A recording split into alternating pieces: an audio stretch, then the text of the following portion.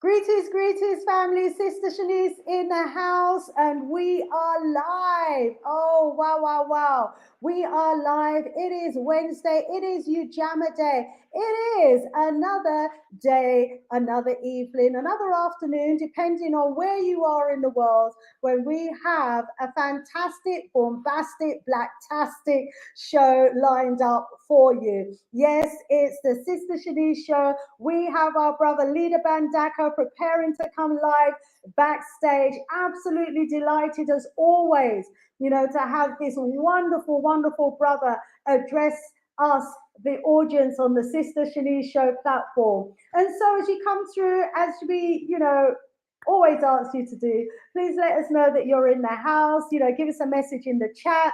Just blaze up the chat. Let us know that you're in the house. I see three black. I see you. Wonderful, wonderful to have you in the house. Greetings, black at you. And if you come in as well, let us know where in the world you are viewing us from. Sister Shanice in the house, going to be taking you through to about 10 p.m. GMT time. I can see we've got our leader Bandaka backstage. I'm going to be bringing him on in just a couple of moments. Rise up, Brother Gebra. Good to have you in the house. Blessings, black at you. So, family, there is, as always, so much going on within our community. And, I'm going to bring Brother Leader on stage now. Give me a signal, please, Brother Leader. Thumbs up. Are you ready backstage? Good to go? Oh, yes. Let's bring our Leader Bandaka front of house. Greetings, Leader Bandaka. How are you? Atendamwari, Sister Shanice, I am richly blessed and giving thanks and praises unto the Creator, unto the Most High, through the spirits of Muzuma Mokoro, our great ancestors. It's great to be on your show once again, I must say. Oh, it's always a privilege, always an honor to have you on the show, my brother, because you always come so well prepared with so much knowledge that you impart and leave us with. So it's always great because, life is so short. We've got so much work to do and we need the right information, the right knowledge to propel us along that journey. So it's all good. How have you been? Oh, my sister, glory to the Most High. I'm busy but blessed, but we give thanks and praises at all times. There are always challenges on the road to liberation, challenges at a myriad of levels, but we have to be up for the fight at all times. We have to be ready and we have to be prepared. And so I endeavor to do that all the time, to be prepared. But it's great. I've been looking forward to this evening. I want to sort of give thanks and praises to the Creator again for your strength, for your courage, for your determination, and for the power of love that you have for African people at home and abroad. Tendai Mwari. Thank you so much. Tendai Mwari. And how is your wonderful family? Giving thanks and praises. They are, for the most part, very well. Some challenges where my father is concerned, but even he, who had a terrible fall at the beginning of the year and was in hospital for a period of time, he's now in a nursing home convalescing because he had broken his neck. Fortunately, he didn't snap his spinal cord. He's 87. He suffers from dementia, and he had a terrible fall. And we thought that was it, but he's tough as a wood. He's pulling through. Oh, that little 87-year-old man is fighting back. The ancestors are fighting back. So we where you get your fight from, eh? Well, there you go. It has to come from somewhere. And my mother, she's strong. She's 89. She drives to church, on a regular basis, and she's in robust health and little niggles here and there. But I give thanks and praises. She's just she's awesome. 89 years of age, and she does so much still. So there's a lot to give thanks and praises for. Yes. And I must say also, my wife Sakai is as beautiful as ever. Firing on all cylinders, and you know how it goes, sis. Oh, hail her up for me every time. I will do. We thank your family so much for helping to shape you and make you into the man that you are. You know, a man Yes. that you know, we are so privileged to have within our community. Thanks. And as always, you know, so much going on. I'm ready to hit the floor running and get the show on the road. Let me just check with the audience. Are you ready, family? Are you ready? Oh, who have we got in the house? Yes, we got Mr. IC3 Black. We've got, Kwame Oboche in the house. Tenda Moari family. We've got our brother Heru in the house. Greetings, greetings, Black at you. We've got Sister Vanna in the house from Phenomenal Black Women. Oh, welcome, welcome, Sister V. Yes, Kwame Boje, he says, Tena Marilida Mandaka. I'm so sorry to hear about your father and I wish him well. I'm glad your mother is well too. Big up to you, Sister Kai, and the rest of the ARM, the African Revivalist Movement family. Yes, yes. Oh, wow. You know, yeah, we give thanks and we give praise to your mother and your father, you know, for bringing you into the world as my brother at such a time as this. So this, as I was saying just before you came on, there is just so much happening in the world right now, is there not? And there is one particular story that really, well, there's just so many stories that got me livid, but this is one that I would really like you to comment on, Brother Leader Bandaka. And it was the racist speech by the Tunisian president that created that tsunami of abuse and violence against Africans, Black Africans in Tunisia. And as a result of that, there were at least 2 African countries that were flying planes into Tunisia to fly their residents out. Terrible situation. But my brother Leader, let me bring you front stage because we want to hear what your perspective is on this particular situation. Well, Tendai Marif, first of all, it's not surprising that the president of Tunisia has launched this assault on African humanity in the Arab world. This is not a new phenomenon. This is a phenomenon that is painfully and excruciatingly real on the African continent. African people suffer at the hands of these Arabs in Tunisia, in Morocco. We heard about the Melilla atrocities a few months ago, and it's still going on. We know about what's happening in Libya, where African people are being violated on a daily basis. African people are being subjected to chattel type enslavement.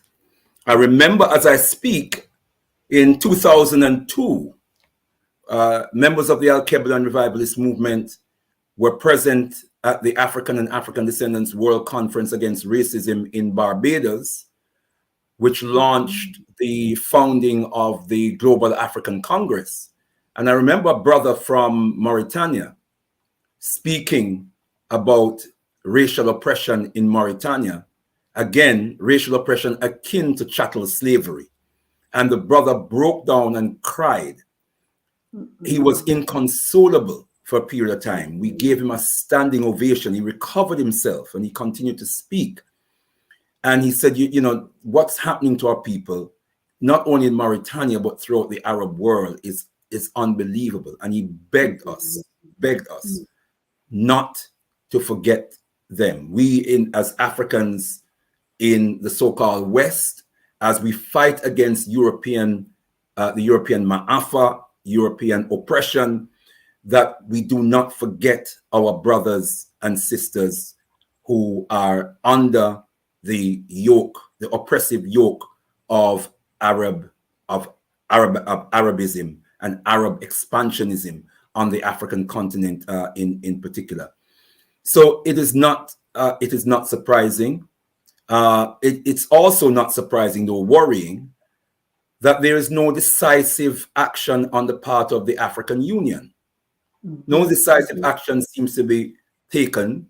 A couple of comments we're hearing here and there from some African governments, some polite remarks diplomatic remarks from some African government, but nothing decisive, nothing robust in defense of African humanity. And it should make it clear to us that these Arabs are not us. They're not a part of us. They are invaders, they are conquerors, they are enslavers, they are colonizers, they are oppressors, in the same way that Europeans have been on the African continent. They have an expansionist zeal as far as Africa is concerned.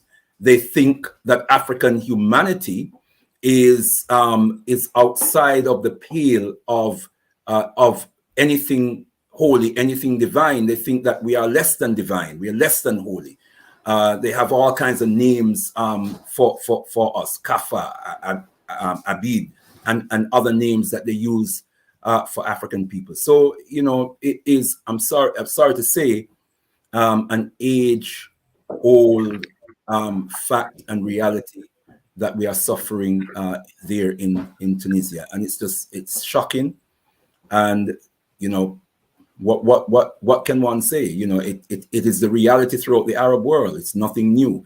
And for those of us, because there are Africans among us who feel that we should be engaging in some kind of brotherhood with the Arab world. And I just hope that this just reminds us, you know, Baba Mwalimu Julius K. Nyerere, who was once of that view before he died in 1997, came to the conclusion and made a public statement, which is accessible in document form now, that Africans, as he put it, below the Sahara, are on our own.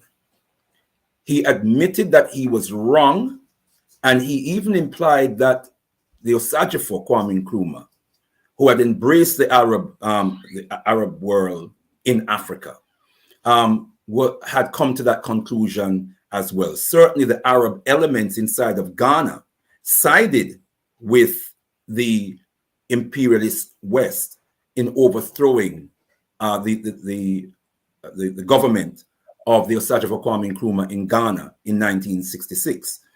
So there's a wealth of evidence. And let me just say one more thing. A great professor, a great African elder, who is also a professor by the name of Kwesi Pra, organized in 2014, he organized what was called the 8th Pan-African Congress, which has not been recognized by the African Union, not being recognized by African governments, not being recognized by many Pan-African organizations, precisely because Elder Baba Kwesi Pra excluded the Arabs from that conference and put on the agenda, one of the main items on the agenda was Arabism and Arabization, and we as Africans, how we need to organize to respond to its destructive effect on Africa and African people. And for that reason, that conference has been sidelined as if it didn't exist. Yeah. So we need to be campaigning for this 8th Pan-African Congress to be recognized by all African nations, all African people, and indeed the African Union. Tendai Mwari. Tendai Mwari, absolutely agree with you on that. And tell us again, please, the title of that 8th Pan-African Conference, because I feel that, you know, that needs to be a topic that's put on the agenda for the AU. And, yes. You know, for other meetings that Pan-Africanists need to be having in their respective countries. Remind us, please, of the title of that conference.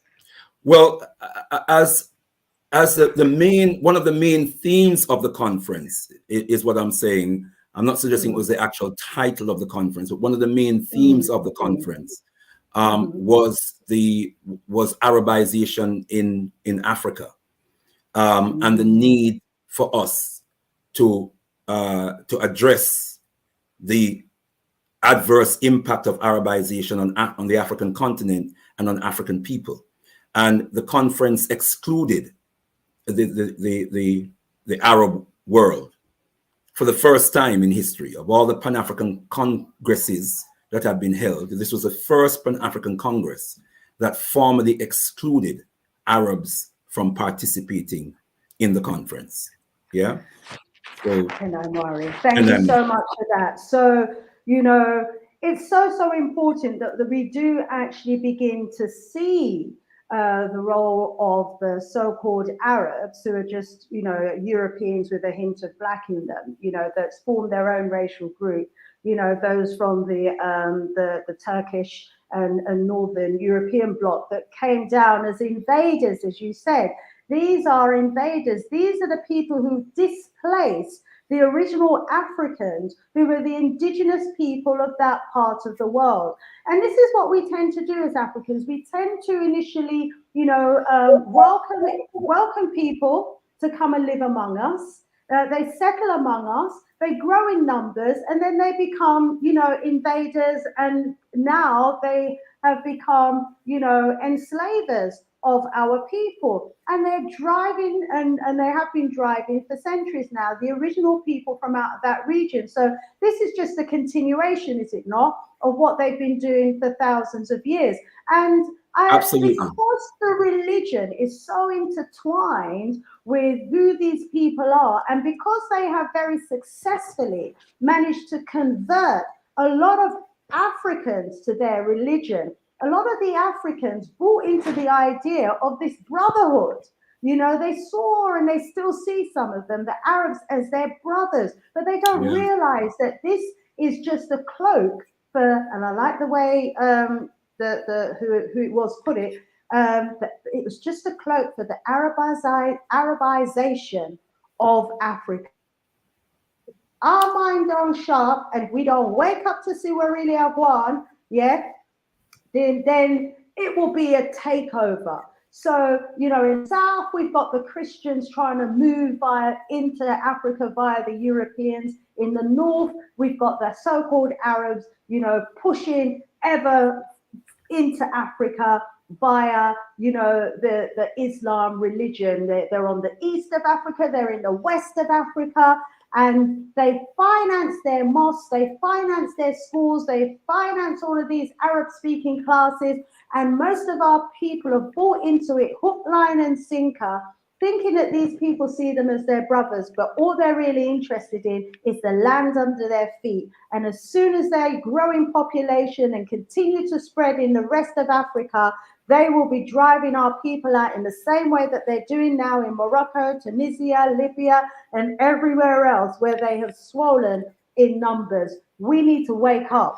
They are also equally, along with the land under our feet, is equally the spirit in our souls that they are also after conquering, because they are by nature expansionists. They want to expand not just their religion, the religion of Islam, globally. They want to conquer the world with Islam. They want to conquer the world also with Arabization. Well, Islam is grounded in Arab culture. Baba Yusuf Ben Yochanan teaches us, the great warrior scholar, that religion is the deification of a people's culture. Therefore, religion empowers the people in whose culture the religion is expressed. So by expanding Islam, they are expanding Arabization. What's the language of Islam? Arabic. Yes. Where is the Holy Land? Mecca. The second Holy Land, Medina, both in Saudi Arabia. Yeah. And what language is the Quran written in? It's written in Arabic. Yeah. What is regarded as a Muslim name? Arabic names, in so much as Christian names are European names. You follow my drift? So the expansion of Islam as a religion is by default the expansion of Arabization, and that's why Gaddafi, who many of our people think was a Pan-Africanist and a revolutionary Pan-Africanist. But he said these words. He said, Africa is a cultural vacuum, and the Arab world must move into Africa and fill the cultural vacuum with Islam. He said those words. He said all Africa must speak Arabic, because Arabic is the mother of all languages. Gaddafi is on record saying that. Wow, wow. And you see, again, so that suggests to us, which is what you told us before, is that his agenda was about the expansion of the Arab world into Africa. And a lot of us have got that confused by thinking that he was there for Africa and for Africans, but he wasn't. He was really about Arab expansionism. We've got a message in the chat. Someone has said, you know, I was wondering, what are all these Africans doing in Arab land? No, it's not Arab land. This is Africa. This Tunisia, Morocco, Libya is on the continent of Africa. Today, the people who are the majority or who are portrayed as the majority people in these countries are the descendants of invaders. They came into the lands. I mean, Tunisia originally was Carthage, the land of Hannibal. You know, Hannibal the Great. Right. Read up about Hannibal and the description in the books about Tunisia as well. You know, you would have to read it to believe. Well, I should say Carthage. When it was Carthage, you would have to read the description of Carthage to see how advanced the country is under the leadership and rulership of Africans back in the day. You know, they knew how to enrich their economy, how to enrich the people. It's one of the richest pieces of real estate in the world at that time, one of the beautifulest and biggest cities in the world. Story buildings, infrastructure, roads, you know, palaces, everything was there. And these people have come in and they've taken over and they're claiming it as their homeland. So it's not a case of what are these Africans doing in Tunisia, it's these Arabs, you know, that have expanded into Tunisia. And specifically Africans from what they call south of the Sahara, that he was denigrating, and alienating, specifically Africans from south of the Sahara.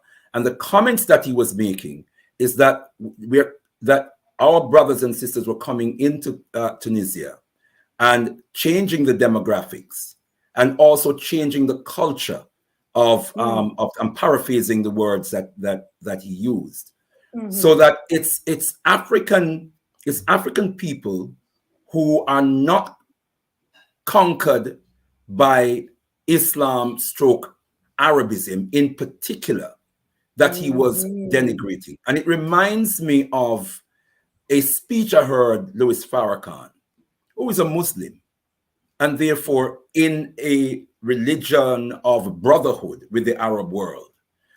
But he spoke about going to Libya under Gaddafi and witnessing the suffering of African people in Libya and challenging some officials in Libya about the mistreatment of Africans in Libya. And he said they went and reported him to Gaddafi. And Gaddafi said, well, at least you know he is not really a politician, or words to that effect. But Farrakhan speaks about this, or has spoken out about this, because he witnessed it. And I met a brother in Ghana once when I was in Ghana, who lived in Libya, who suffered beatings at the hands of Gaddafi's soldiers. He showed us the wounds. It had been healed by then, but he showed us the marks on his back that he suffered in Libya. And he told us that Africans, for you to be even considered human or anything near human, you have to speak Arabic, you have to practice Islam, and even then you were still a second-class citizen, but at least you'll be given some kind of human status. That was how he expressed his experience in Libya. So our people are suffering in that part of the African world, and it's one of the serious contradictions that we have to tackle and rectify. Tendai Mwari.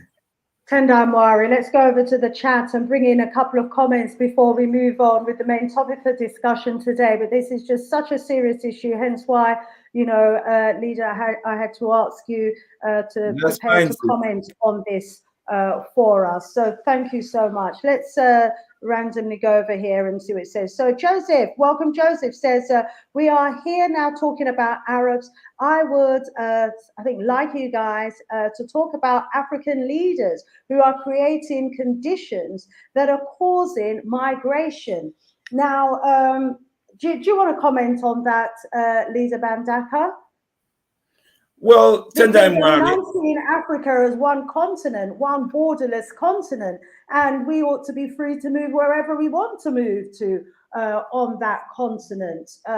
You know, this we're talking about what's happening in the north of our continent right now, and you know, sometimes we kind of try and shift the blame, you know. But I agree, African leaders need to come down heavy. And they should be expelling all of their Tunisian ambassadors from out of their countries. They should be closing down their embassies in their countries. They should be withdrawing and cancelling contracts that they've got with these people. I mean, there's a lot that they can be doing, but I don't think we should be shifting the blame to, again, you know, see it as another opportunity to criticize African leaders when they're not the ones who are physically beating or allowing the beating of our African brothers and sisters to be happening in Tunisia. What say you, please, my brother Leader Bandaka?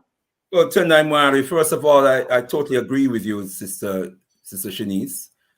And, well, as you know, I've done a series of presentations under the topic, Martyred Prophets, Celebrated Puppets, the Deadly Politics of Africa.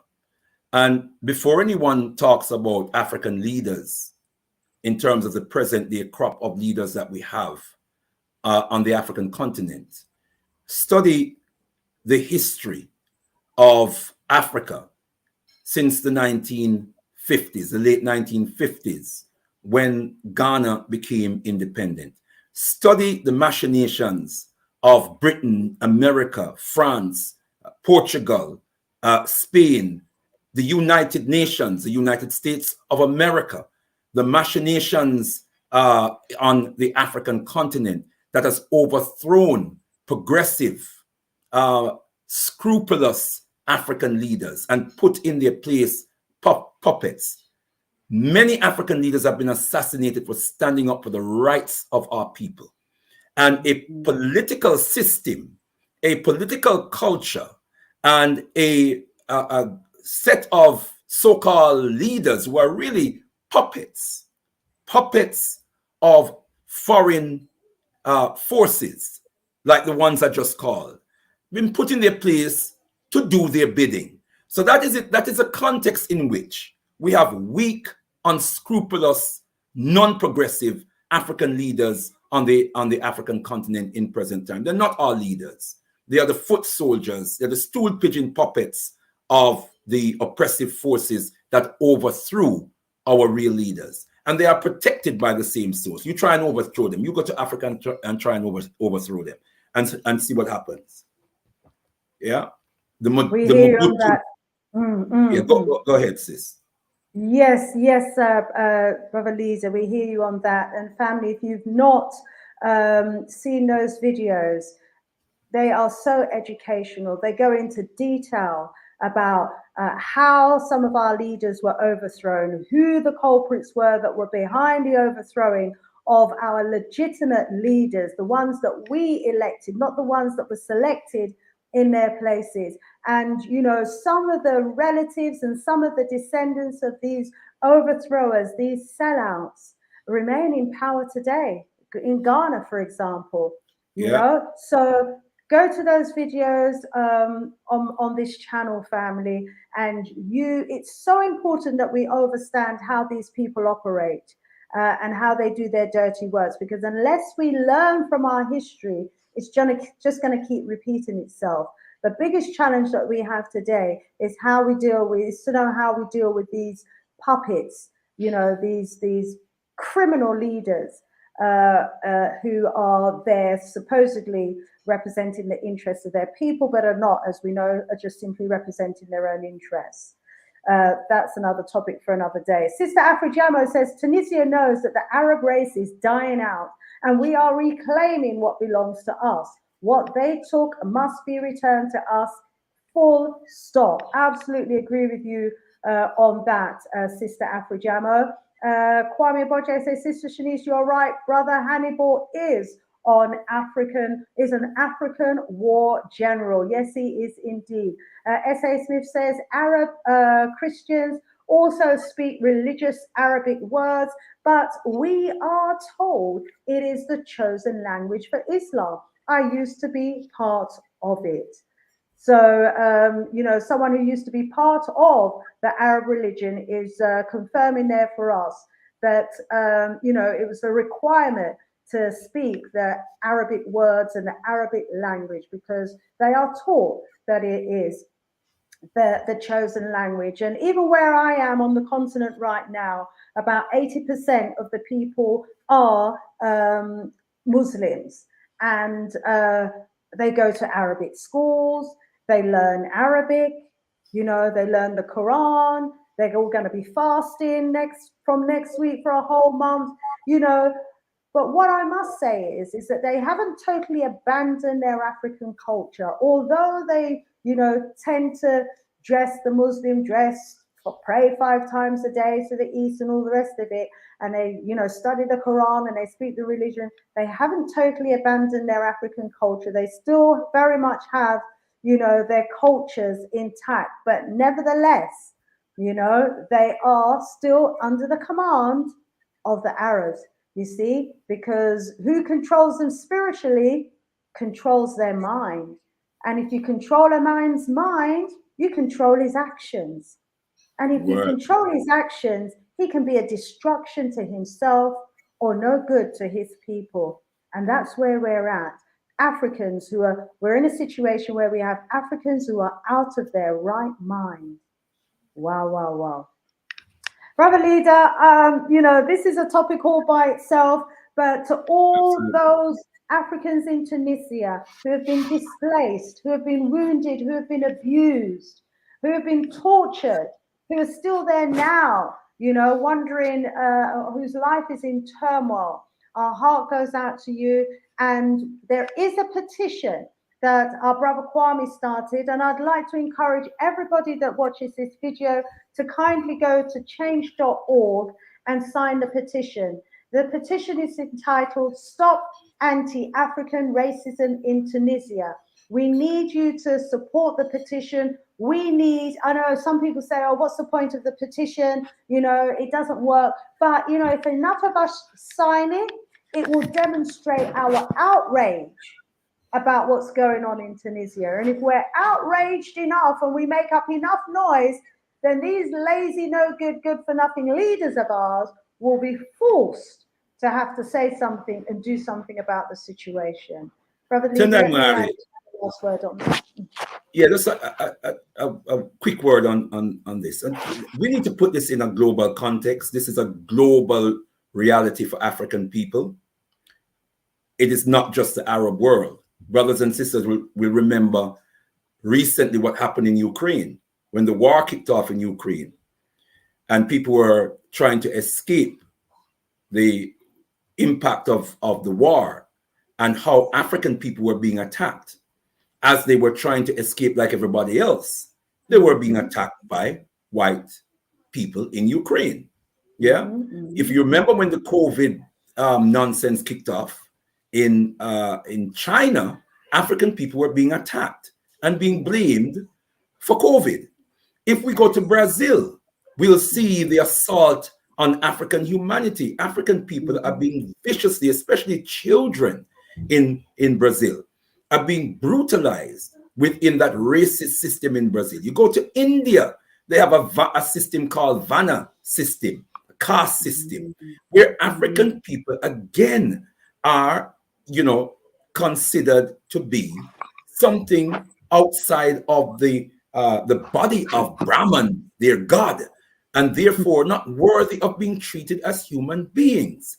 This is a global reality that we as Africans must understand, must come to terms with, and must empower ourselves to put a stop to it and turn this reality around. We just can't continue to live like this. We can't continue to allow these violations of our humanity to prevail. It's global. Tendai Mwari. Tendamwari. And as our late great John Henry Clark reminds us, we have no friends. I'm just trying to find his quote now, but he reminded us that as Africans, we have no friends in the world. And you've just listed, the appalling treatment that we've received, at the hands of a number of foreign governments, who have this mindset that we as a people are less than. These are the same people and countries that we entertain, or our leaders entertain. These are the same countries that our leaders, enter into contracts with, enter into business with, allow us to visit our countries. These are the same leaders of these countries that are treating their people in a really appalling way. And it's time that we as a people stood up and said, enough is enough. We will no longer allow ourselves to be treated like subhuman second-class citizens of the world. We are the original indigenous people of the world. These people, the Johnny Come Latelys, we are the ones who civilized them. We are the ones who allowed them to live among us. And look at the abuse that we're getting from them now. It's unacceptable. But our people need to wake up and realize that as Africans, we have no friends in the world. We only have each other. And it's time we started standing together. And I've got to ask my brothers and sisters on the continent as well, to even man up some more. I've seen some videos of some cowardly acts, and we know how difficult it is, to stand up and fight. But from my experience of growing up in the UK in the 60s and 70s, if we didn't stand up and fight, if our brothers didn't come together and fight the racists and the racism, we still wouldn't be able to walk the streets of England today. We are able to walk the streets of England today, and brothers and sisters from the continent can come to England and walk the streets of England today because we stood up and we fought the racists. We gave them back as good as they gave us. And sometimes, when you have wicked, evil ones, all they understand is when you give them back as good as they get. Yeah, I mean, we remember the riots. We remember those fights. Our brothers back then, they had to come together to fight the racists, and that's what they did. And it wasn't until our brothers started giving them a good beating and a good hiding that the government decided, hold on a minute, we better introduce some race relations acts and equality policies and put a stop to this. Otherwise, it's going to get very bloody on the streets of England. And they didn't want that for their people. Absolutely. So, running from the problem doesn't solve the problem long term. So let me leave it there. Unless you want to have a final say, my brother, go ahead. No, I just totally agree with you, my sister. These are serious times for African people. In fact, we have been facing very serious times for a very, very long time. And we have to change the dynamics of the world in which we live. We have to take back our power. That's what we have to do. If we really study what has happened over the last 500 years, and in fact, let's extend that to the last 1400 years, factoring in the Arab Ma'afa, what we have actually done is surrendered our power to other peoples. We need to take back that power. The strength of the oppressor, as an African elder taught me, the strength of the oppressor lies not in his power, but in the weakness of the oppressed. And the weakness of the oppressor is the surrendering of his power to the oppressor. So that what we see as powerful America, how was America built?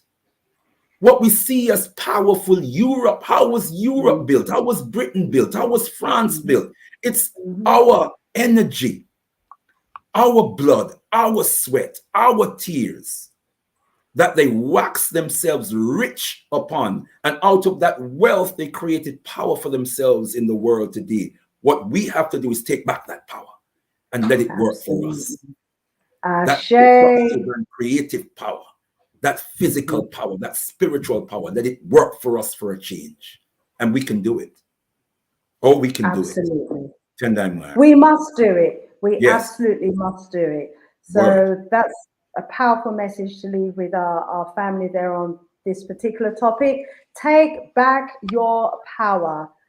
Take back your power.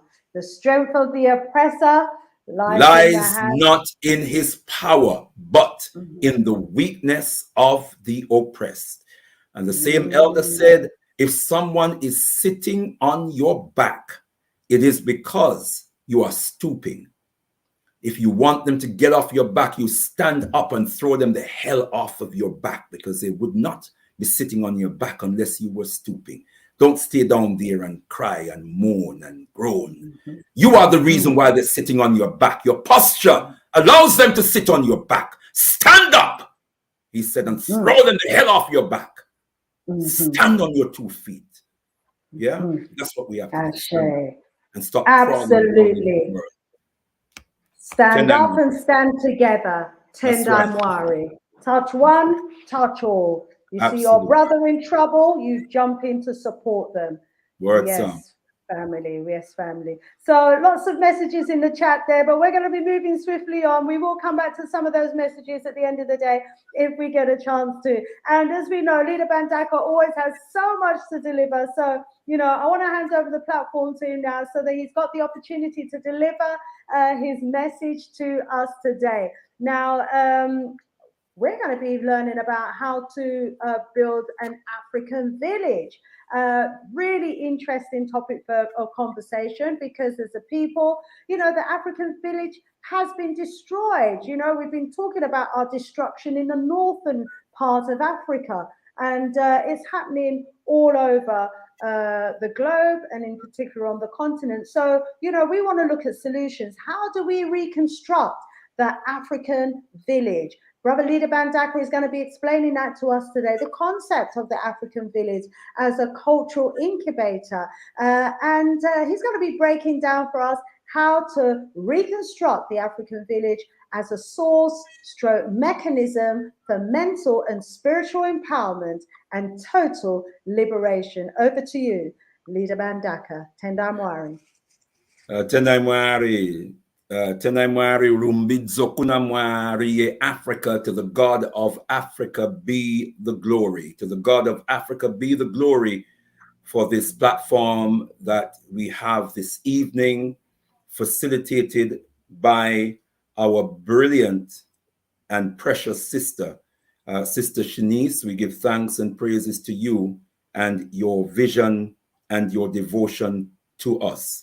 We also hail and we salute your king, Brother Errol, who is always by your side. We also honor him and his selflessness in allowing you the space to do this work. Tendai Mwari. I bring greetings as always in the most precious, powerful, and bountiful name of our motherland, Al-Kebulan Mama Africa, in the sacred spirits of our most gracious ancestors, and in a prayer for oneness, hope, and prosperity for all African people upon the face of Mother Earth. We say again, Rumbidzo Kunamwari Africa, to the God of Africa be the glory. Hear the power of those words, beloved brothers and sisters, to the divine supreme one, the supreme one who hears the language, the tongue of the African, the divine supreme one who dances to the beat of the African drum. That is the God of Africa. the supreme being of Africa. To that one be the glory.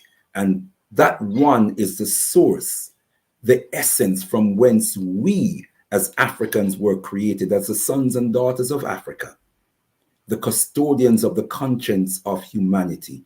All human culture, all human civilization emanates from our wisdom as African people, emanates from our divinity as African people, as we sought to harmonize with the laws of nature.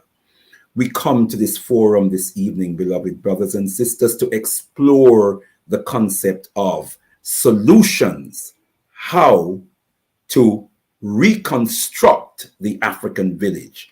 Now, I must say, I had planned, Sister Shanice and beloved brothers and sisters, to have a PowerPoint to aid us through the discussion this evening, but because of technical problems, that was not possible.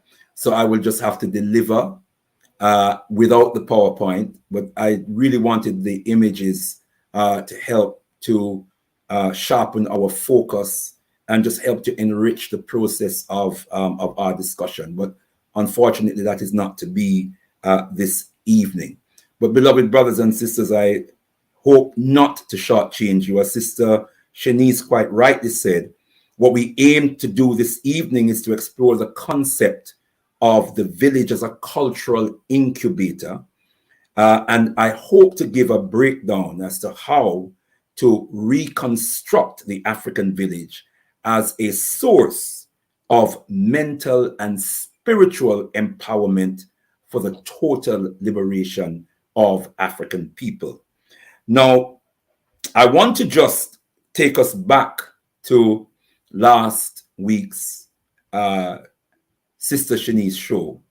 And our beloved sister had some good brothers on her show whose utterances were touched me in a very special way. And as a result of which I noted down some key points which they made. Brother Kapile Matachi said, the first thing we must do is to decolonize the African mind. The first thing we must do is decolonize the African mind. Following him, Brother Kabbalah said, the systems we are operating in and the mindset which we are operating with cannot give us liberation. The systems we are operating in and the mindset we are operating with cannot give us liberation. I want us, brothers and sisters, to think on those words because they are very, very profound and very, very true. Let me say it again. The systems we are operating in and the mindset we are operating with cannot give us liberation. Tendai Mwari. And then our brother Antumi Toasije, followed up by saying, we know that the first step is that we must decolonize our minds. But how? He asks the question, but how?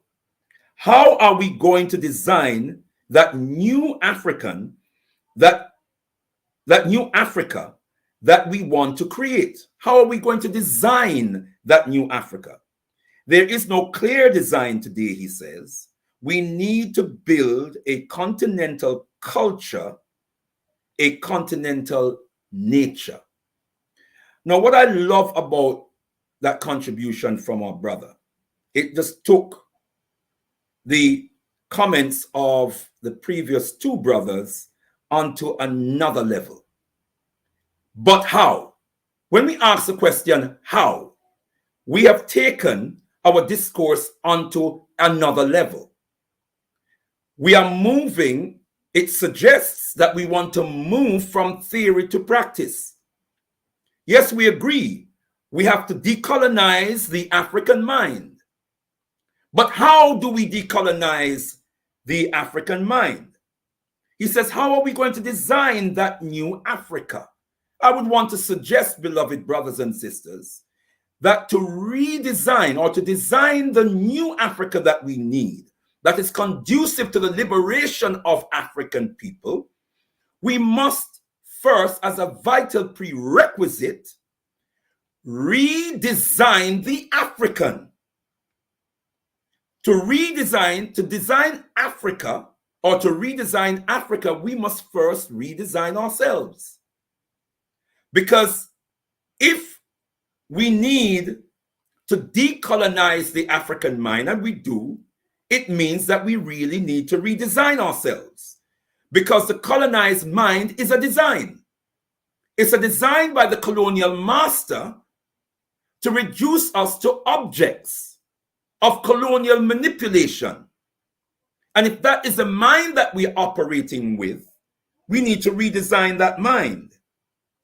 So I want to put that out there, beloved brothers and sisters, because what I'm hoping to do is to come with some practical suggestions or some suggestions as to how we can practicalize, how we can answer our brother Antumi's question. How? Now, I was blessed to have been asked to deliver the first of Sister Shanice's show message in January. And that message was around revolutionizing the African mind. So it seems that we are preoccupied, and I've heard discussions on Galaxy Radio where the issue of the African mind, the need to decolonize, to free the mind, and freeing the African mind being the prerequisite for our liberation. Cannot liberate ourselves with an enslaved mind. Cannot liberate ourselves with a colonized mind. Cannot liberate ourselves with a neo-colonized mind. We have to destroy the thought processes that brought about a neo-colonial African. We have to, brothers and sisters, destroy the process that brought about a colonized African. We have to destroy the process that brought about a mentally enslaved African. Emancipate yourselves from mental slavery, Papa Garvey says, for none but ourselves can free our minds. He said, though others can enslave the body, none but ourselves can free our minds. So we talk about the village as an incubator. Now, what do we mean by this? What is an incubator? I went online just for a simple definition of an incubator. And an incubator, it says, is an enclosed apparatus providing a controlled environment for the care and protection of premature or unusually small babies. All right? Well, let's put aside the premature, unusually small babies to the side for a moment. And let's highlight, if I had my PowerPoint presentation, you would see that the controlled environment was bold and underlined. You would see that the word care and protection was also bold and underlined, because the incubator is a mechanism. It's a controlled environment that provides care and protection. So when we talk about the village, we're talking about a controlled environment that provides care and protection for its people. We are talking about a device. It says a device used to grow and maintain microbiological cultures or cell cultures. Let's put microbiological and cell to the side for a moment, and let's look at a device used to grow and maintain cultures. So a village is a device, a social device that is designed to grow and maintain the culture of the people. Are you all with me, brothers and sisters? I hope you're with me. All right.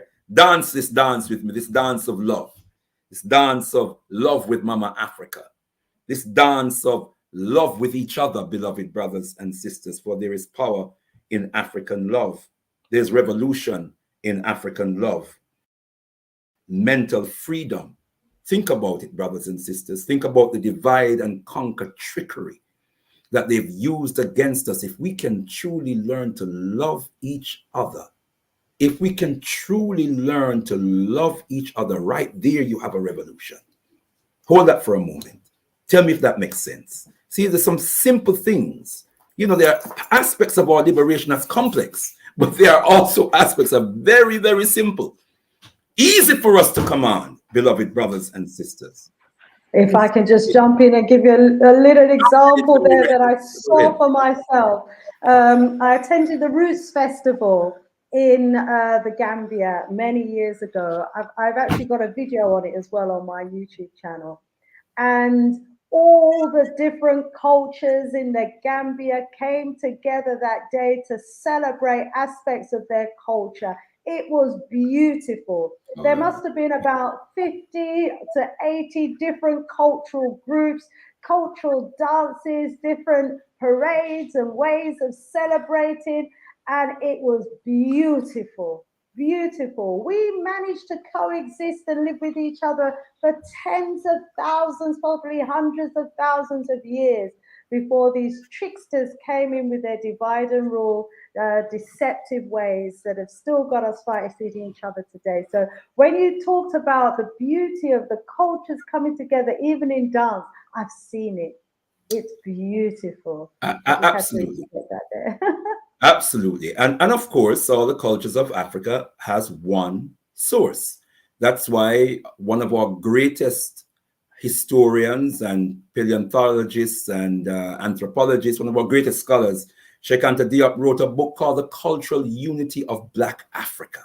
The cultural unity of, and hear the words, you know, the cultural unity of Black Africa. So when you talk about an Arab business, the cultural unity of Black Africa, where he demonstrated that we are from one cultural source. So that we agree with Sister Shanice. Tendai Mwari. Please feel free to jump in at any time, Sister Shanice.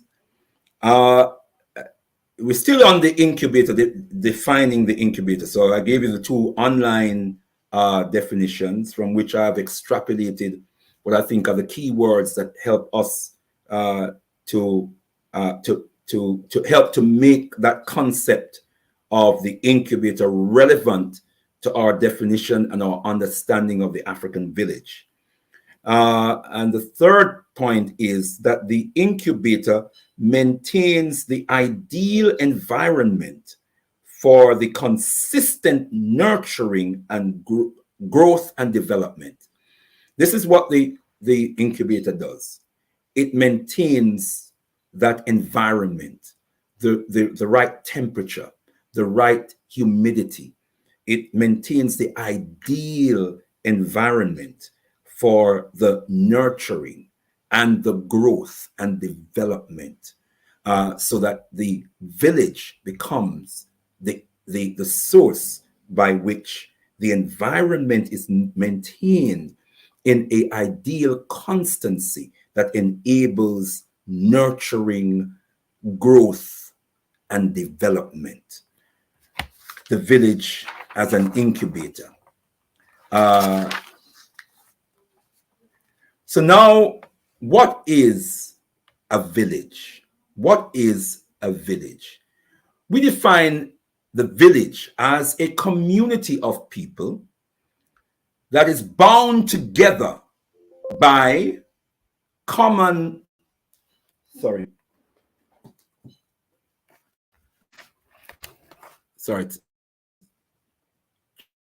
just had to play. Yeah, my battery was low. Sorry about that. That's okay. Yeah, no, that's okay. No problem. Yeah, we're all right now, my sister. So we're talking about a village. We're defining the village now. We've used the incubator, brothers and sisters, to help in the process of defining. A village is a community of people bound together by common origin, identity, proximity, history, and culture. And when we talk about culture, we're talking about values. We're going to define culture in a moment. But some of the key aspects or elements of culture are values, customs, and traditions, modalities, which is how the culture expresses itself. Modalities could include song and dance and poems and stories and language, and all of that are the modalities of the culture. Interests, objectives, and institutions. So let me run through that again. A community of people, we're defining a village, which is a community of people bound together by common origin, identity, proximity, history, and culture. And when we say culture, we include elements such as values, customs and traditions, modalities, interests, objectives, and institutions. Again, if you would see the PowerPoint, you would see institutions bold, big, yeah, because that is key for us to understand. We also define a village as a microcosm of a nation. So it is a mini nation. A village is a mini nation. Now, those terms that we use, like origin, common origin, identity, proximity, etc., are what we call binding elements. Those are the binding elements of a village or the binding elements of a community.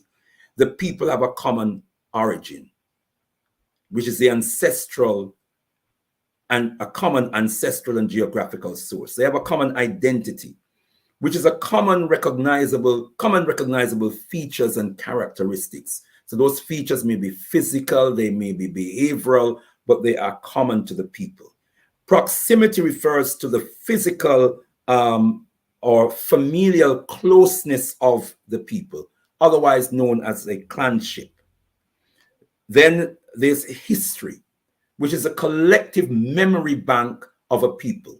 So the village would have the people of the village have a common history, which is a collective memory bank of a people. And in the African tradition, we talk about the griot. Many of us say griot.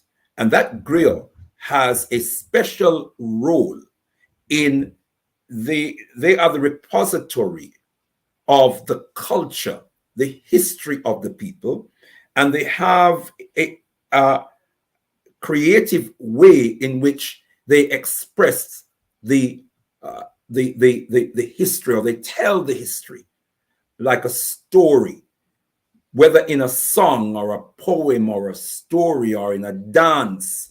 The griot conveys, restores the history and conveys the history, preserves the history of the people. Culture, brothers and sisters, and we've highlighted the elements of culture already, culminating in institutions. We're going to define institutions. We'll come back to culture in a moment. We're going to define institutions now, which is very, very important. And when we talk of institutions, beloved brothers and sisters, we're talking about organizations within a culture that's designed to serve a specific purpose and to produce particular outcomes. Institutions are designed to serve a particular purpose in society or within a culture and to produce particular outcomes.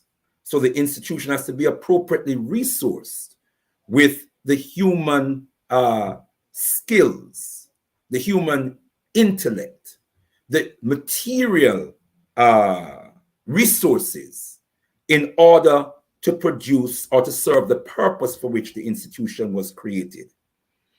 It is the incubator of the culture and all its binding elements. So it's in the institutions of a culture or of a people that the culture of the people and all the binding elements that we defined just now, origin, identity, proximity, history, culture with all its values and customs and traditions and modalities, are all incubated in the institutions of the people. It is where the culture of the people is therefore where the culture of the people is nurtured, is protected, is preserved, and is developed. It is in the institutions.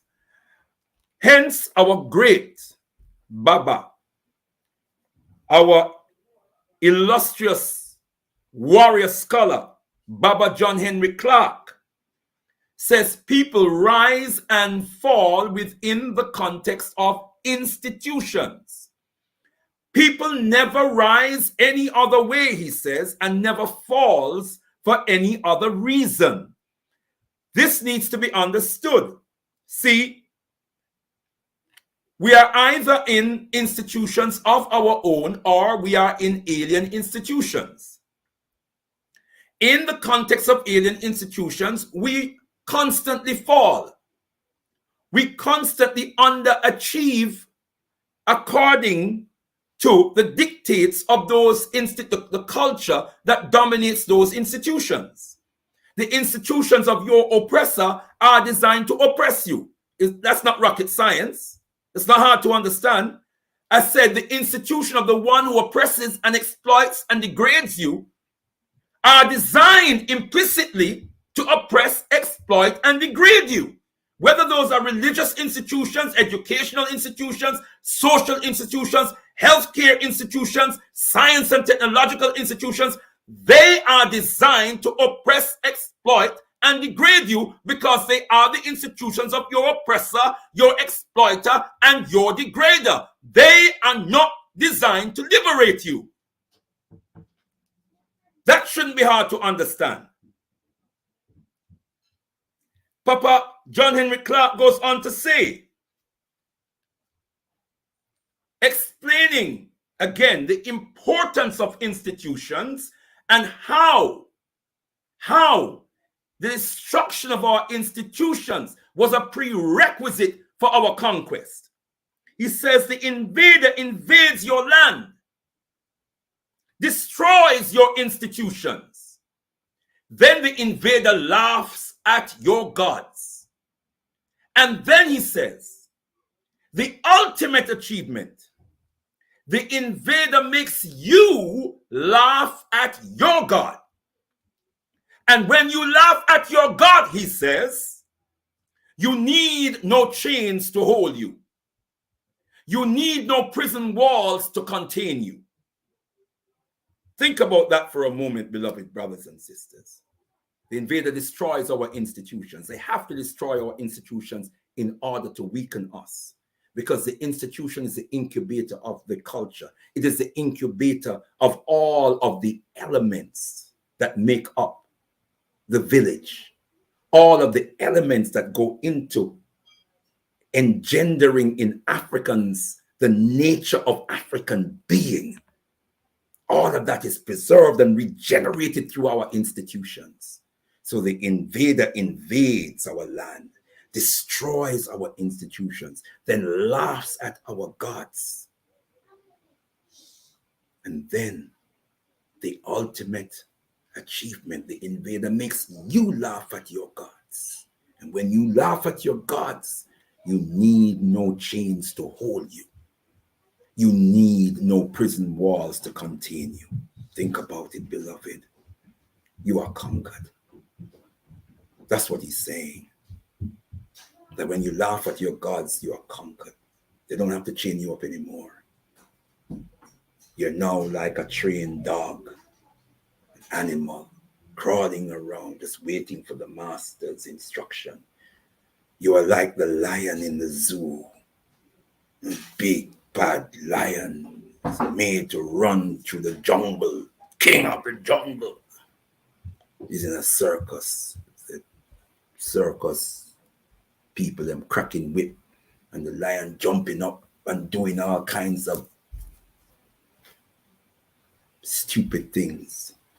That lions, you go in the jungle and crack your whip at the lion in the jungle. Go into the jungle and see him whip and crack it, goes and see the different response of that lion. That lion is free in mind, beloved brothers and sisters. Yeah, it's not the same lion in the circus. It's not the lion in the zoo. Tenamwari.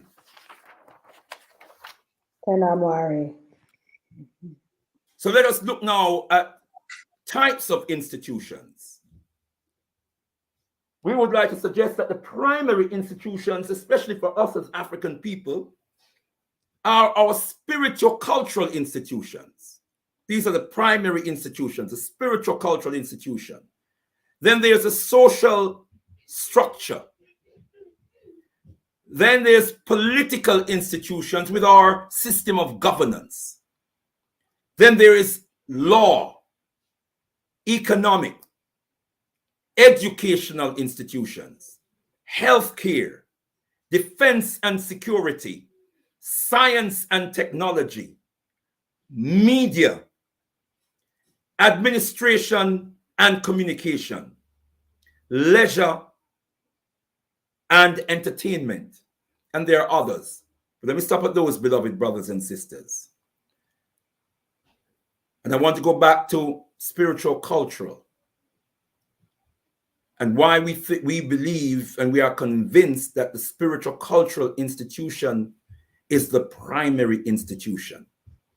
Let us look at what culture is. Let us look at what culture is, beloved brothers and sisters. We within the Al-Keblan Revivalist movement defines culture as the collective personality of a people manifested in their natural and complete way of life. Culture is the collective personality of a people manifested in their natural and complete way of life. What do we mean by collective personality? Well, insofar as we have a collective identity, African people, we can be identified for our physical features anywhere we go in the world. There are certain features that characterizes the identity, the physical, the collective physical identity of African people. Well, there are also characteristics which identifies the collective behavioral identity of African people. The way we walk, the way we talk, the way we sing, the way we dance, our languages. There is a commonality about the way we express ourselves as African people. So we close our eyes and a brother or sister is speaking Yoruba, another one is speaking Twi, another one speaking Shona, another one speaking Debele, another one speaking Lingala. We may not understand the languages, but it all sounds the same to us. Someone, a Chinaman, come on and start speaking Chinese, you realize, well, the energy's changed. That's not an African language. Someone comes along and speaking Spanish, the energy's changed. Somehow you feel the energy, the rhythm changes. So there's a collective behavioral identity that we have as African people. So that's what we mean by the collective personality of a people, manifested in their natural and complete way of life. When we say natural, we are talking about our particular dance with nature, how we answer to, or how we express what nature has engendered in us as African people. So this is the African who is not invaded, conquered, and enslaved, who is now confused, whose identity is now confused. This is the African in the pureness of his or her nature. Feel that, beloved brothers and sisters. That's what we mean by manifested in their natural and complete way of life. You may remember, those of you who saw my presentation in January, that I showed a diagram, that green circular diagram that I said represented the concept of the cycle of life, the 360 degrees of the African life cycle from the womb to the tomb and beyond. That's what we mean by the complete way of life. When we are in control of the 360 degrees of the African life cycle from the womb to the tomb and beyond, that's what we mean by our complete way of life. Culture, we say, is our culture defines the concept of the creator, creation, humanity, morality, and the I've jumped a bit. I've jumped to spirituality. Sorry, brothers and sisters. Let me jump back. Tendai Mwari. So we say culture. We're going back to culture, beloved brothers and sisters. Culture is the glue that binds a people together. Culture is a glue that binds a people together. That's what culture does. It binds us together. When we're living by our culture, it binds us together, beloved brothers and sisters. It therefore permeates every aspect of a people's life. Every aspect of our lives is informed by our culture.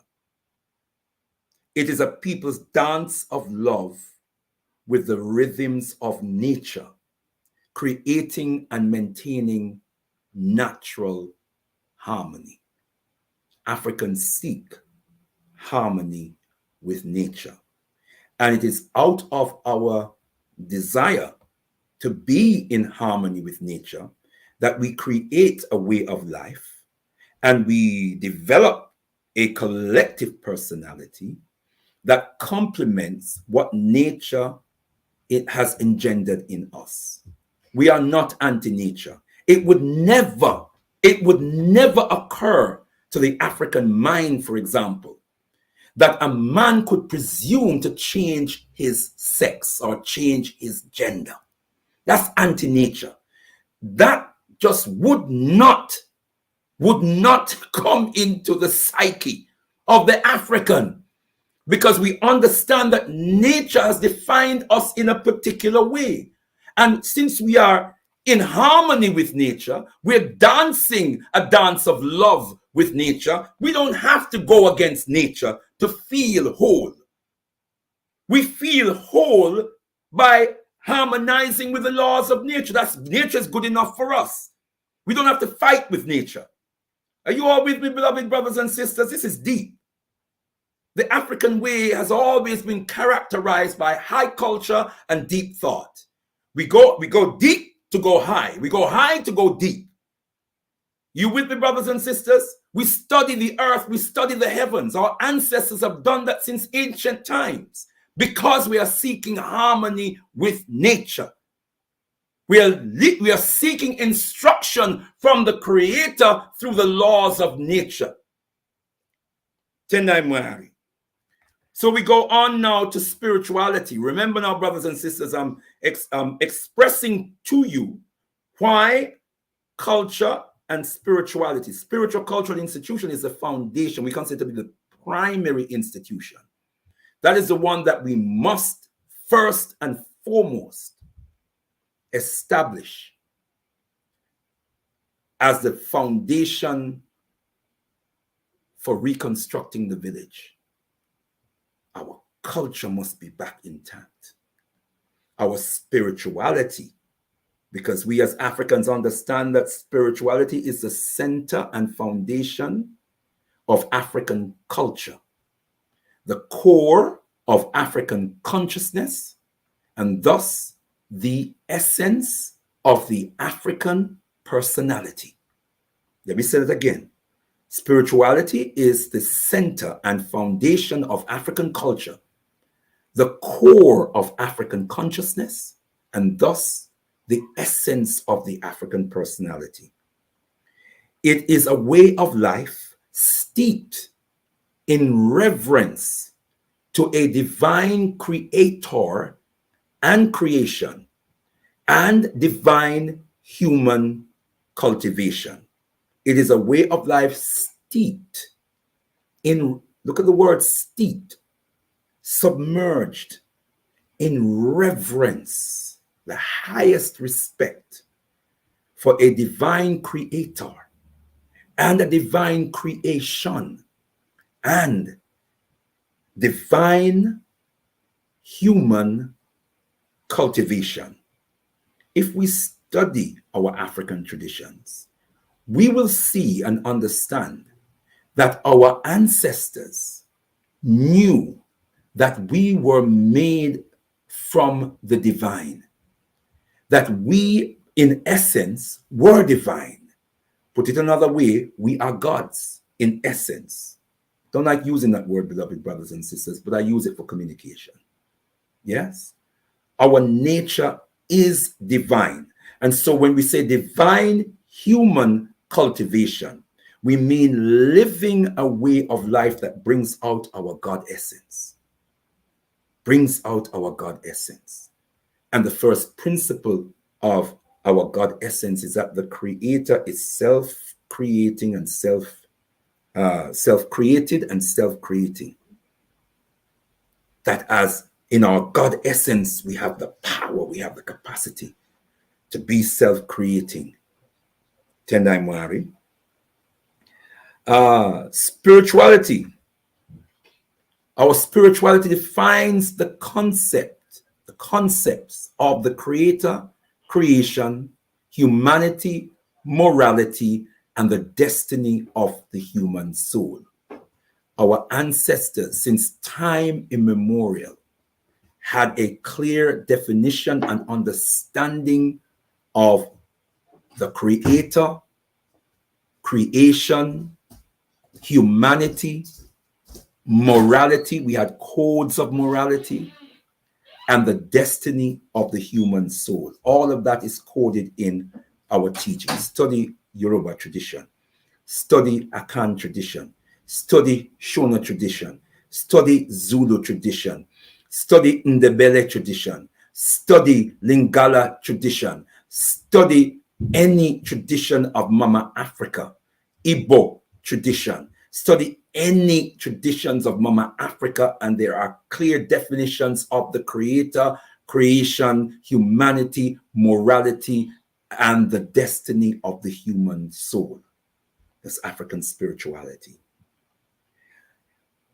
It is the binding agent in the cultural glue.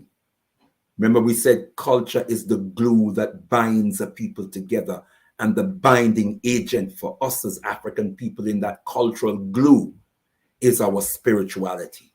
And that is why spiritual culture has to be the primary institution for us in our reconstruction of our African village, because the African village has to be steeped first in our culture and our spirituality.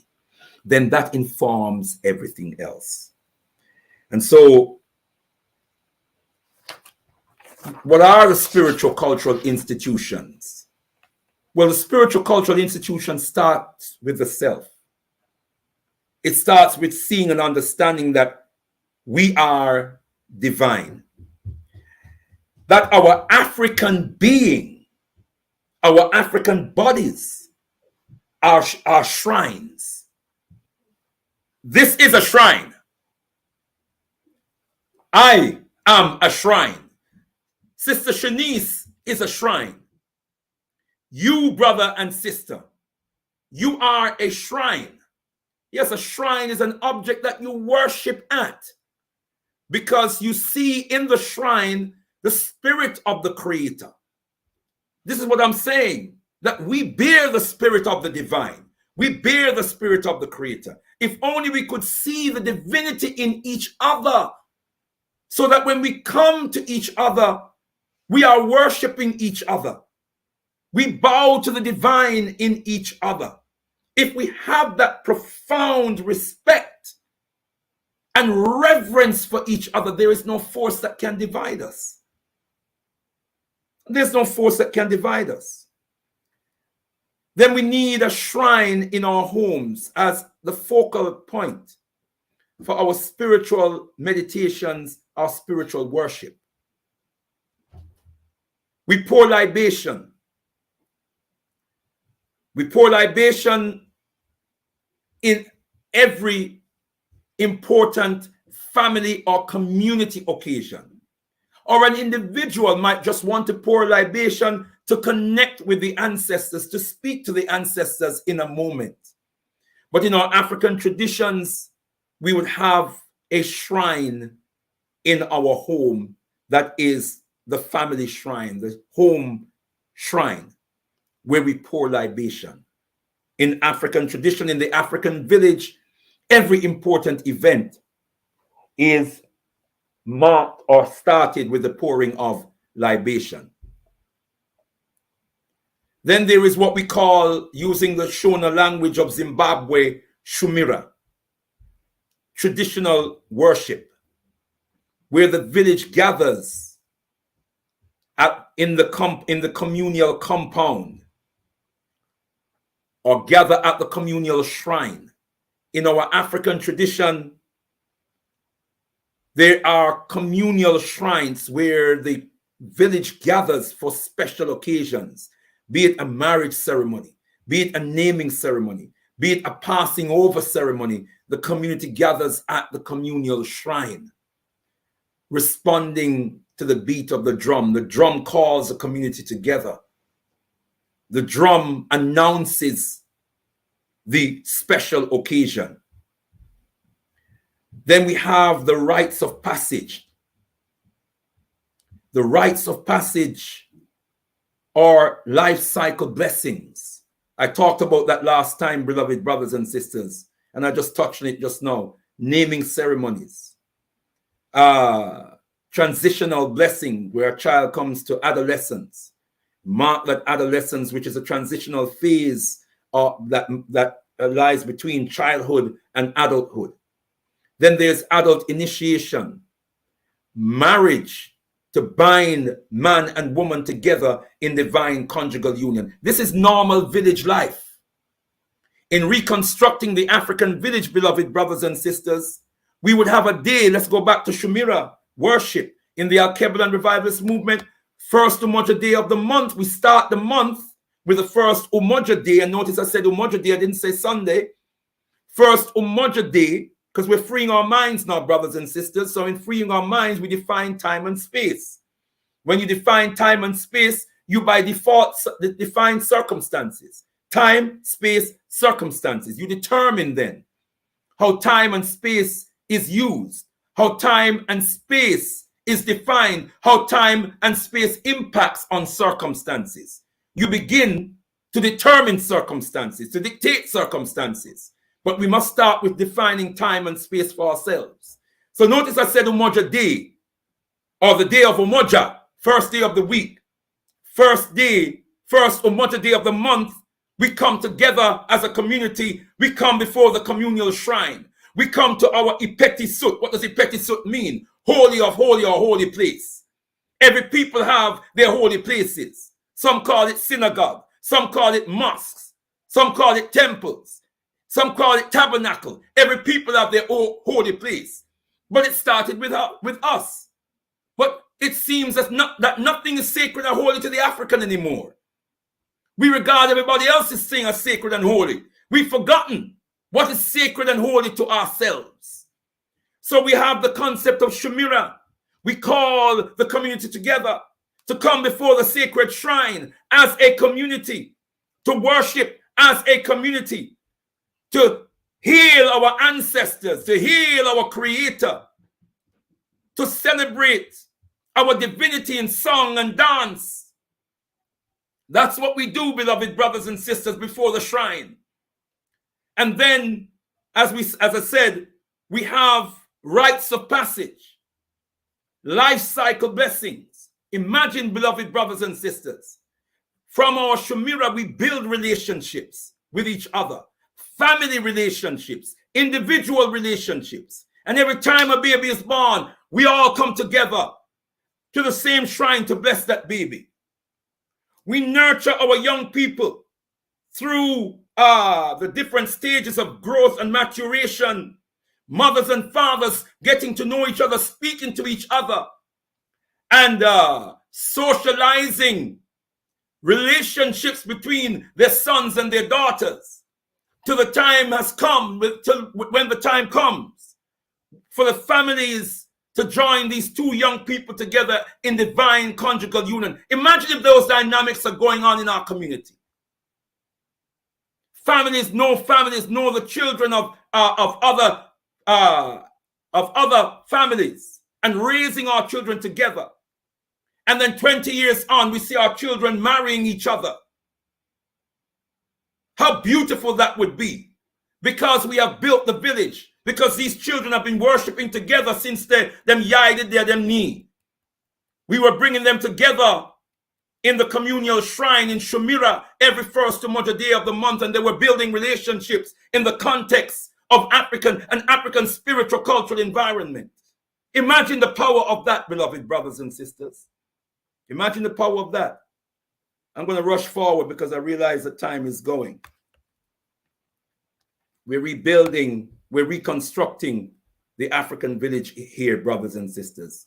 These are elements that we must put back in place, and it can be done. It can be done. We're relaying the spiritual cultural foundation. I'm going to say complete this bit, and then I'm going to go on to talking about the social structure, and then I'm going to round off. I'm not going to go through all of the institutions, but I want to just deal with spiritual culture and social structure. Tendai Mwari, because everything else flows from that. Tendai Mwari, Leader Bandaka. I think, we need to hear about all the other institutions as well and the importance of them. So maybe these will be the topics for the future shows that you do for us. But, powerful reminder of the importance of spirituality. When we talk about us as a people, as we did at the beginning of the show, adopting another nation's spirit, another nation's religion and spirituality, you're reminding us really of what we have lost as a people, by adopting the European spirit, by adopting the Arab spirit. We've lost the African spirit, and all of what you're describing to us, that divinity that we used to see in ourselves, the divinity that we used to see in each other, the divinity of us coming together and celebrating our Creator who's created us in His image. We've lost all of that now. And we don't see ourselves in the image of these other religions or these other spiritual systems that we've taken on. And we're in their institutions now, worshipping in their mode, praying in a way that is anti-African, in silence, in solace, when, we are so jubilant and love to celebrate. We're a different culture. We've adopted a different man's culture now to try and usher in the beauty of our divine Creator. We're not doing our Creator justice. We're not. Rise up, Brother Kwame, say, exactly, Sister Shanice, we are so brainwashed. I mean, people are agreeing all the way through as you speak. I keep an eye on the chat, my brother. Kwame, the other Kwame Oboje is saying, family, the beauty of what Brother Leader does is when it comes to our tradition, weddings, he does it in our various languages and culture. There's so much, so many compliments about what you've been saying and complimentary messages in the chat. But we don't have time to mention them all, but there's a wonderful conversation going on in the chat there as well. Kaz is a new contributor. What this is Kaz saying? Kazalite is saying, so the white man, when he's not near the black people, he starts to die because of lack of knowledge and new ideas. Thus, to return black people to Africa and build the village there. Now, that's a really interesting one, Kazalite. About where we build our African village. I'm on the continent at the moment, and at the weekend, or the strong end, as we say on the big G, because we're empowering ourselves and bringing our own language into things. At the strong end, brothers and sisters, go to the village. They leave on the Friday to go to the village, and they Yeah. come back on a Sunday night for work in the city on a Monday morning. And I'm just seeing the beauty, you know, of what they're experiencing in the village when they go. And I'm thinking, where's our village? Where's my village? And Kaz is saying, build our village on the continent in Africa. But not all of us are going to reach Africa. So where is our village? Where do we build our village? Please address that as well. Yeah, Luca and Tendai Ashley. Mari. I'll address that now, and then I'll move on and try and wrap up as quickly as possible to take more questions and comments. We build our village anywhere we find ourselves. Anywhere we find ourselves, we wherever we are is Africa. Africa is not just the land. Africa is the people. The spirit of, we carry the spirit of Africa in us. So wherever we go, look, what was the Haiti revolution about? It was about rebuilding Africa where they were. That's what they did. They used Vodun to, because that was their connection with the motherland, the mother culture. And they sought to restore the mother culture in the new nation that they were building. And if you look in the Caribbean, you look at the so-called Maroons, the Caramantes, that's misnomered Maroons. That's what they did as well, to rebuild the world. But you look at other people. Look at the Chinese. They come here and they build a Chinatown. Anywhere in the world they go, they recreate some semblance of their Chinese culture wherever they are. The Jews do the same. The Hindus do the same. So wherever we are as African people, we build our African village. As long as we're there, build the African village. When we leave, we don't need it no more. But build the African village wherever you are. The very principles that bind us together when we're home in our mother continent are the very principles that we must preserve. We must reconstruct when we come to places like these. As long as we're here, our children are being born. They must be born in some semblance of an African village. We know it's not going to be perfect. But what we do is we reconstruct those elements that we can reconstruct. We can organize Shumira, worships. Just imagine if on a first Umoja day, Africans all over Britain were in their Ipetisut, in Birmingham, in London, in Liverpool, in Yorkshire, wherever you find us, in Scotland. African people were in droves going to our Ipetisut. Just like Muslims moving in a frenzy on a Kuumba afternoon, a so-called Friday afternoon, to their mosque for Friday prayer. Think about the power in that. A whole world synchronized in thought, synchronized in meditations, synchronized in prayer. Oh, we can do that. But let me press on. Let me press on. Tendai Mwari. So this also includes annual monthly observances.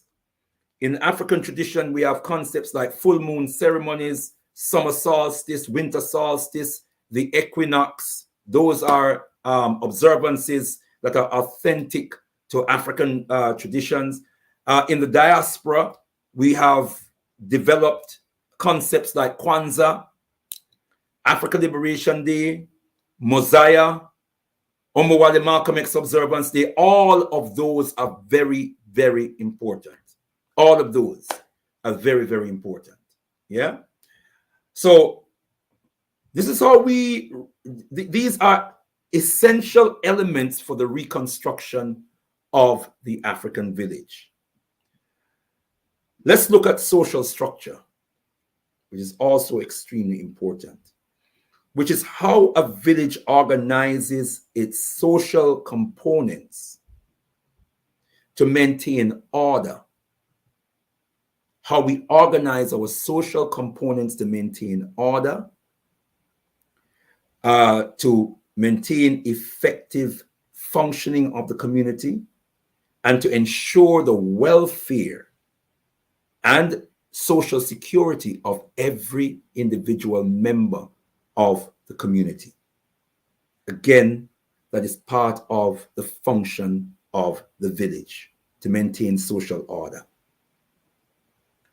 to ensure effective functioning of the social dynamics of the community, and to ensure the welfare and security of every individual. The components of our social structure would include, and I'm going to use some terms here from the Kikuyu people, because I've had the opportunity to read Jomo Kenyatta's book, Facing Mount Kenya, which fleshes out the culture of the Kikuyu people. And the Kikuyu people are organized, and this is very common to across the African continent. One of the social structures is Mbira, which is the family. The mother, the father, the grandmother, the grandfather, the auntie, the uncle, the cousins, and so on. These are units of the larger social construct that we call the village. Then we have the Reika. The Reika is the peer group. In African tradition, now, first of all, the family is extremely important, because as an institution, it is primary to the social structure of the society. This is where children are nurtured on a day-to-day basis within the context of the wider community. Then you have the Reika, which is the peer group.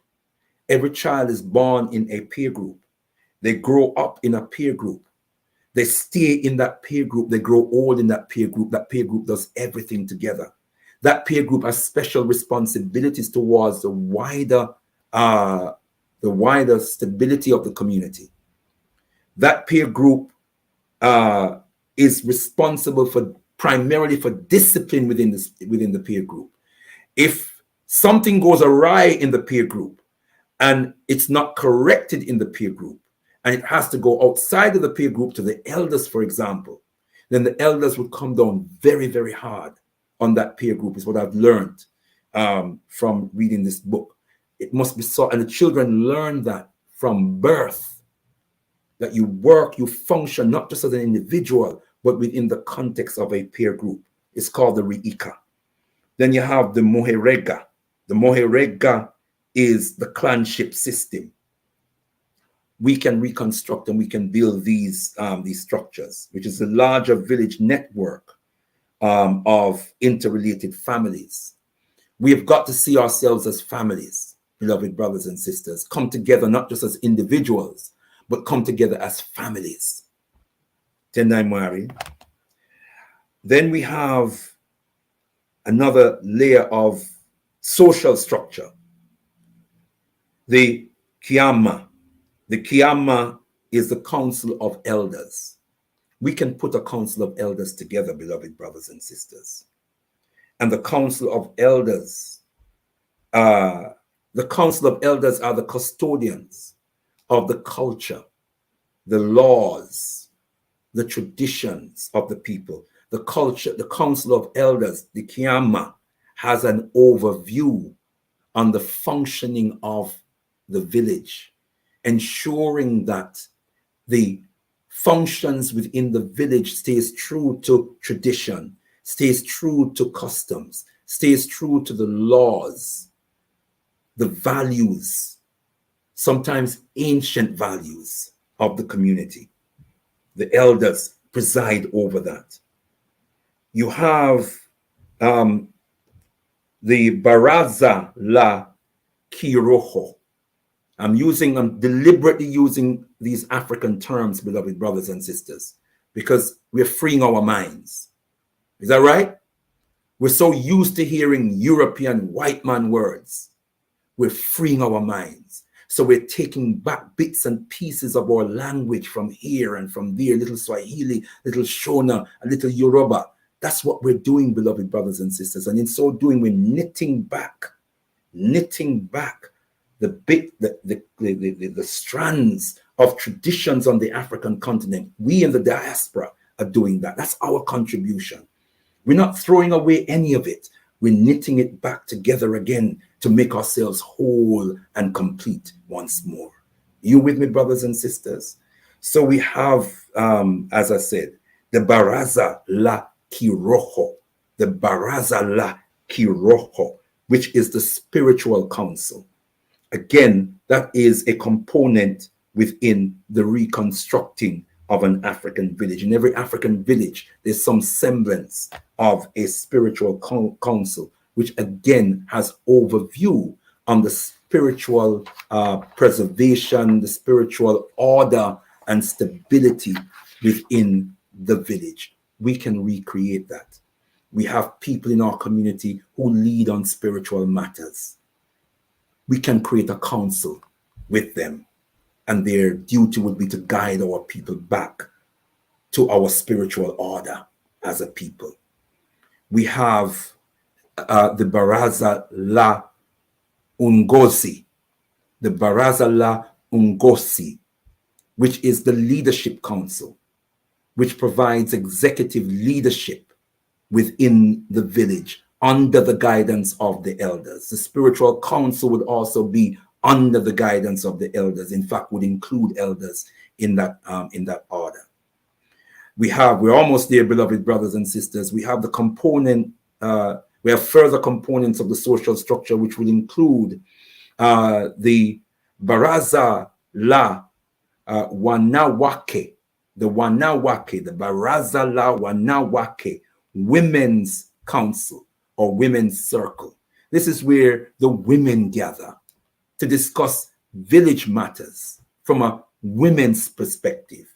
It's where the women gather to strengthen the role and the responsibilities and the contributions of womanhood to the village, because womanhood has to be strong, has to be well represented in the village. And of course, the Women's Council, the Baraza la Wanawake, the Women's Council, is also responsible for nurturing girls into women. So they are responsible for the preservation of womanhood and the role of woman in the village. Then we have the Baraza la Wanaume, the Baraza la Wanaume, which is the Men's Council. Again, insofar as the women meet to discuss village matters from women's perspective, men discuss village matters from men perspective. What is our collective role as men? We are providers, we are protectors. The women are the nurturers, they are the foundation. They discuss things from that perspective. They discuss things from the woman. The men discuss things from men perspective. Traditionally, if the village is under attack, it's the men that come together and discuss how we're going to defend the village. And it could be under attack from tiger, lion. Well, we don't have tigers in Africa, but lions or leopards or whatever. It is the men's responsibility to discuss how the village is going to be protected. You are with me, brothers and sisters? So that those are, we have men and women who meet in our different councils, again, to discuss and develop ideas from man or woman perspective. We can recreate that. We have that in the Al-Qaeda revivalist movement, women's circles, men's circles, etc. And then we have we have the Kuwajali Wazi, which is a system of care for the elderly. A system of care for the elderly. In every African village, there's a system of caring for the elderly. The elderly must grow old in dignity. The elderly also provide a great store of knowledge and wisdom. We don't dispose of our elders. We nurture them to the grave, because even on their deathbed, there may be a gem of wisdom, a last gem of wisdom that they have to leave with us. Africans understood that since time immemorial. That old 99-year-old woman lying down there, gasping her last breath, remains a tremendous source of wisdom. You still nurture her. She's still precious. And even when the breath leaves the body, you treat that body with absolute care. You maintain her dignity because she has done a great work. She has helped to build a village that has nurtured and nourished your soul to make you the person you are today. We value our elders.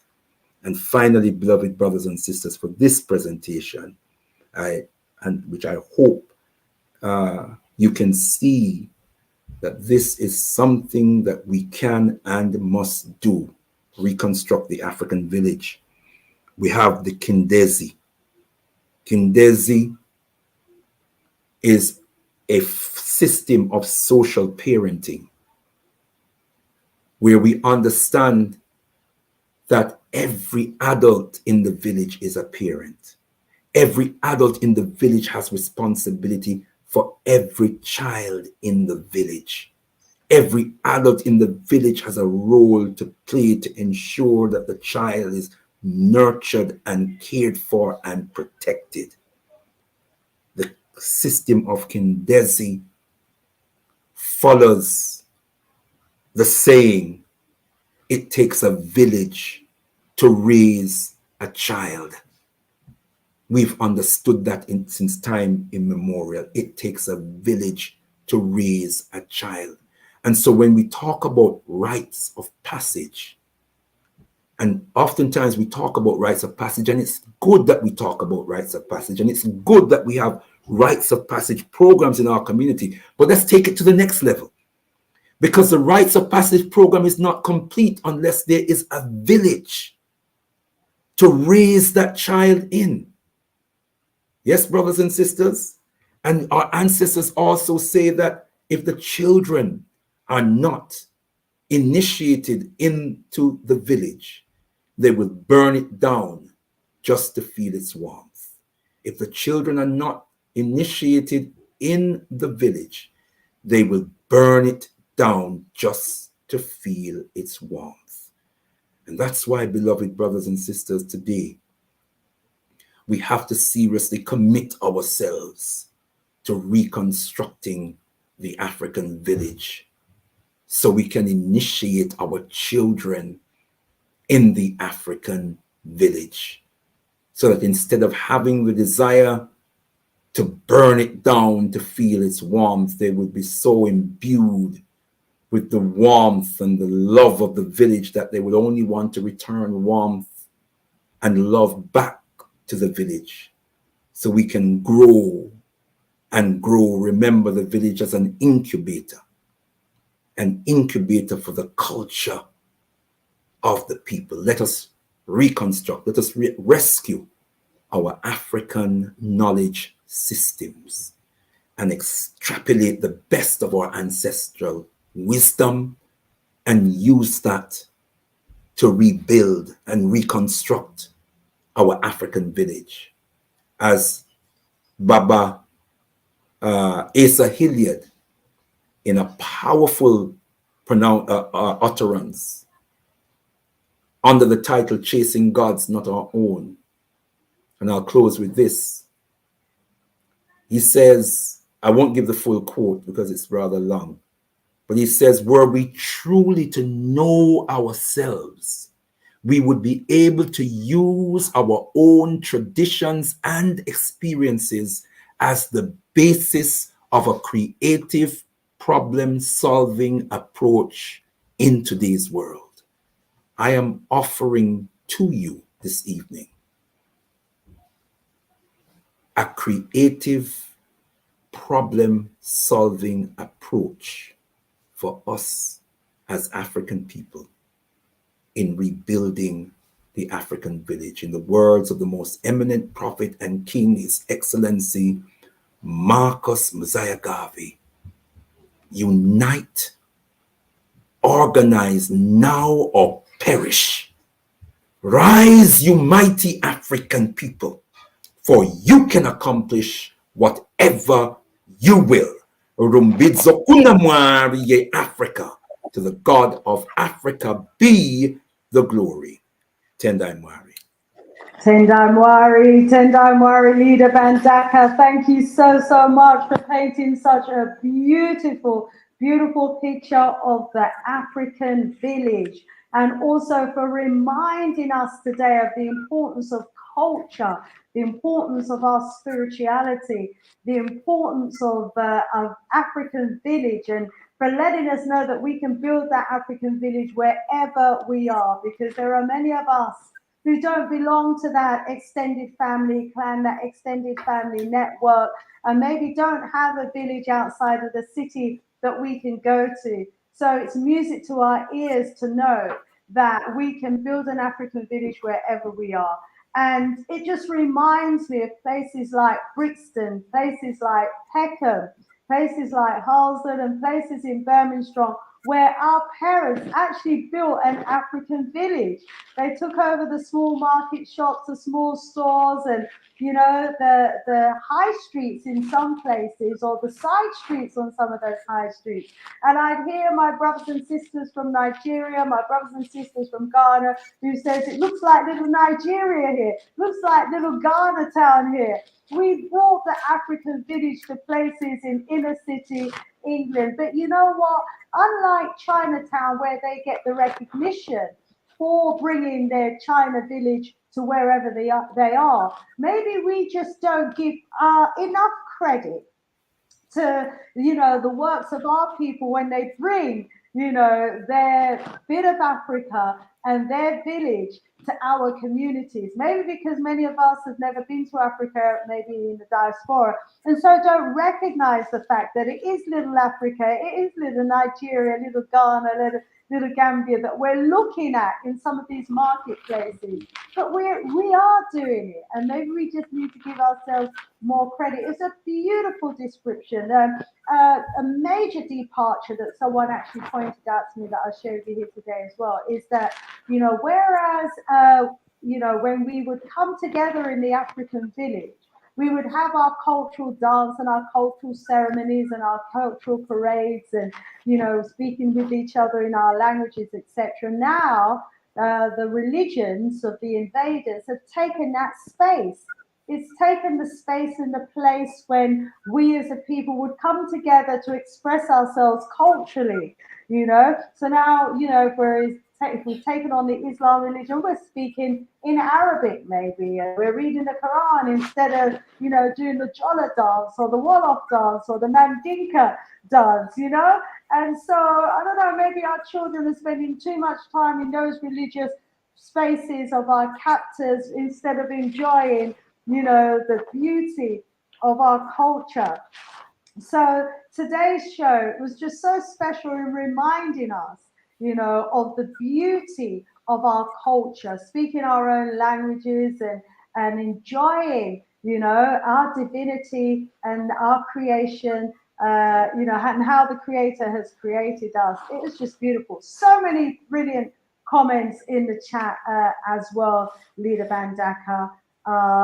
We are 1 minute away from the top of the hour, so I can't even, bring them in. But to everyone that's been commenting in the chat, I've been reading your comments as we've been, as well as listening to Leader, and it's been a beautiful conversation. I remember one person said, we need to bring back our voodoo because therein lies our power as well. Bring back our spirituality, our voodoo spirituality. It had powers. It certainly did. Hence why, it was knocked out of us during those years of our enslavement. But as always, Brother Leader Bandaka, phenomenal presentation. And leaving us with so many wonderful words. leaving us in the words of the need for us to synchronize our energy. Synchronization was one of the words that you used. Let's synchronize our energy, synchronize our cultures, synchronize back to our spirituality. Let's take ourselves back to the beautiful essence of who we are as a people. Wow, let me give you the final words today, Leader Bandaka. I just don't know how the time always goes so quickly, on our shows. I thought we'd have time for some discussions and Q&A and da-da-da. My fault at the beginning as well, but Leader Bandaka, I do hope that you will be coming back and that you will be describing for us the other institutions that we have to build and how, importantly, we can be building those institutions where we are as well. Let me give you the final word. Tanai Moari, just to say, coming to Sister Shanice's show is not only a joy, it's also a duty. I consider it a duty. So whenever the invitation is issued, Sister Shanice, you can be assured that subject to availability, I will be here. Subject to availability, the Al-Keblan Revivalist movement will always release me to be on Sister Shanice's show. We really value what you are doing for our people. And you highlighted the word synchronize, and it is a word when we talk about culture and spirituality, because that is exactly what culture and spirituality does. It synchronizes the mindset and the thinking and the action of the people, and therein we find strength and we find power. That's an awesome thing. If I gave the example, if we were all on the first Umoja day of the month, we were all feverishly moving towards our Ipeti Sut, and we wouldn't have one Ipeti Sut. There wouldn't just be one.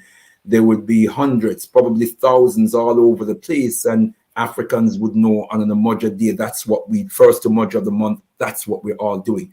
Think about the power, the power that would lie behind that.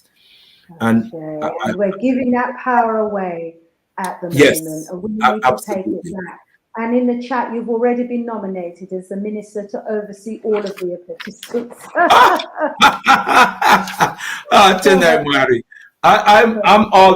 I'm always ready and willing to report for duty. Whatever duty I am assigned, I'm always ready and willing. But there may well be someone else that's more qualified. So if you want your Petit Soot, in your area, we can satellite Leader Bandaka to your area to be your servants in the traditional African. Give thanks and praise. I wouldn't shy away from it.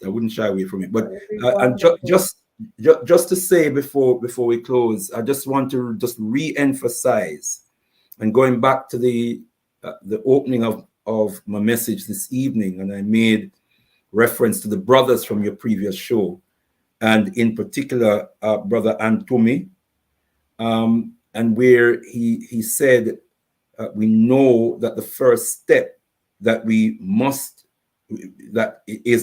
decolonize our minds, but how?